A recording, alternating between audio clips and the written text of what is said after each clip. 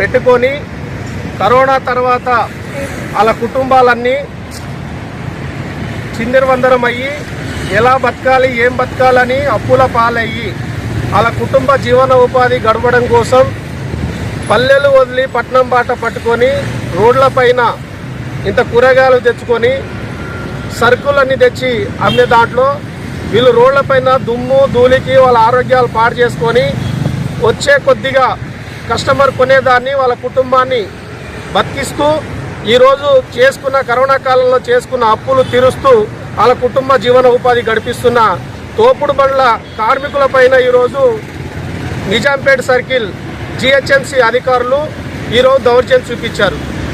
ఈరోజు వాళ్ళ బండ్లన్నీ డివైడర్ పై నుంచి కిందికి తోసేసి ఆ బండ్లని ఇరగొట్టి చైర్లు ఇరగొట్టి వాళ్ళ పండ్లు వాళ్ళ సరుకులు సంబంధించింది నైట్లో ఇక్కడనే కప్పేసిపోయే సరుకులని కూడా ఈరోజు దౌర్జన్యంగా అవన్నీ పలగొట్టారు.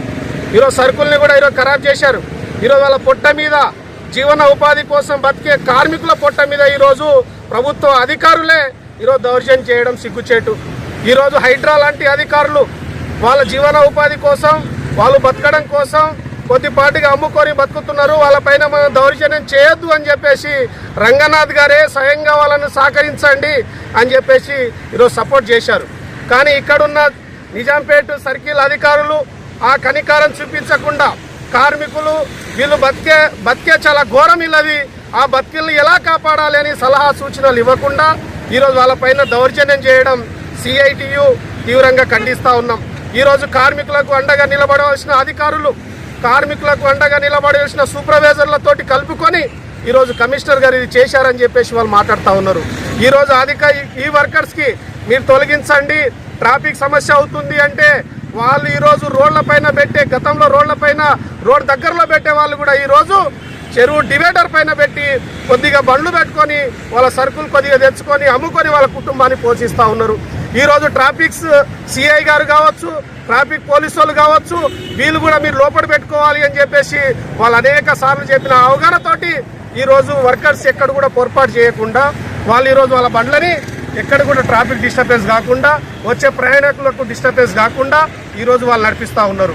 ఆ నడకని కూడా ఈరోజు ఓర్చుకోలేని కొంతమంది రాజకీయ నాయకులు కావాలని అధికారులను లేనిపోని మాటలు కల్లపు మాటలు చెప్పి ఈరోజు కార్మికుల మీద దాడి చేయించడం ఇది సిగ్గుచేటు. దీన్ని తీవ్రంగా సిఐటియు కార్మికుల తరపు నుంచి సిఐటియుగా తీవ్రంగా ఖండిస్తూ ఉన్నాం. వెంటనే వాళ్ళ జీవన ఉపాధి ఎలా గడుస్తుంది, వాళ్ళని ఎలా అయితే చేస్తామని చెప్పేసి కమిషనర్ గారు ఆలోచన చేయాలి.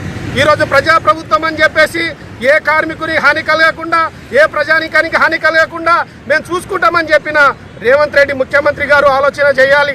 ఈరోజు ఇక్కడ భూమి కబ్జా చేయట్లేరు, వాళ్ళు చెరువు కబ్జా చేయట్లేరు, ఏదో తోపుడు బండ్లు పెట్టుకొని దాని మీద కొద్దిగా సరికేసుకొని అమ్ముకొని వెళ్ళి వాళ్ళ కుటుంబ జీవన ఉపాధి గడిచేటట్టు చేస్తూ ఉన్నారు, వాళ్ళ కుటుంబాలను నడిపించుకునేటట్టు చేస్తూ ఉన్నారు. ఈరోజు జ్వరాలు వచ్చినా ఆరోగ్యాలు పాడైపోయినా ఈరోజు పట్టించుకునే నాదుడు లేడు. వాళ్ళకి రక్షణ కల్పించవలసిన రాష్ట్ర ప్రభుత్వ అధికారులు ఈరోజు ఘోరాలను పాల్పడడానికి మేము తీవ్రంగా ఖండిస్తూ ఉన్నాం. వెంటనే కమిషనర్ గారికి మేము విజ్ఞప్తి చేస్తూ ఉన్నాం. ట్రాఫిక్ సమస్య పరిష్కారం అయ్యేటట్టు వాళ్ళని ఏ రకంగా అయితే మీరు పెట్టుకోమంటారో ఆ రకంగా వాళ్ళు మీ మాట విని పెట్టుకోనికే సిద్ధంగా ఉన్న కార్మికులను మీరు ఆదుకోండి అని చెప్పి కమిషనర్ గారికి, ప్రజాప్రభుత్వం రేవంత్ రెడ్డి గారికి, అట్లాగే రంగనాథ్ గారికి మేము సిఐటిగా విజ్ఞప్తి చేస్తూ ఉన్నాం. కార్మికుల పొట్ట మీద కొట్టొద్దండి, వాళ్ళని ఆదుకోండి, వాళ్ళ కుటుంబాలను బతికించండి. వాళ్ళు ఇది అమ్ముకోకపోతే వాళ్ళ కుటుంబాలే ఆత్మహత్య చేసుకోవాల్సిన పరిస్థితి ఏర్పడుతుంది తెలంగాణ రాష్ట్రంలో. కాబట్టి కబ్జాదారులు చాలామంది ఉన్నారు. కబ్జా చేసిన చెరువు కబ్జా చేసిన వాళ్ళపైన చర్యలు తీసుకోండి, ప్రభుత్వ భూములు కబ్జా చేసిన వారిపైన చర్యలు తీసుకోండి, కార్మికులను మాత్రం ఆదుకోండి అని చెప్పేసి సిఐటిగా మరోసారి విజ్ఞప్తి చేస్తా ఉన్నాం. Thank you sir. మీ ఆధ్వర్యంలో కార్మికుల ఐక్యత,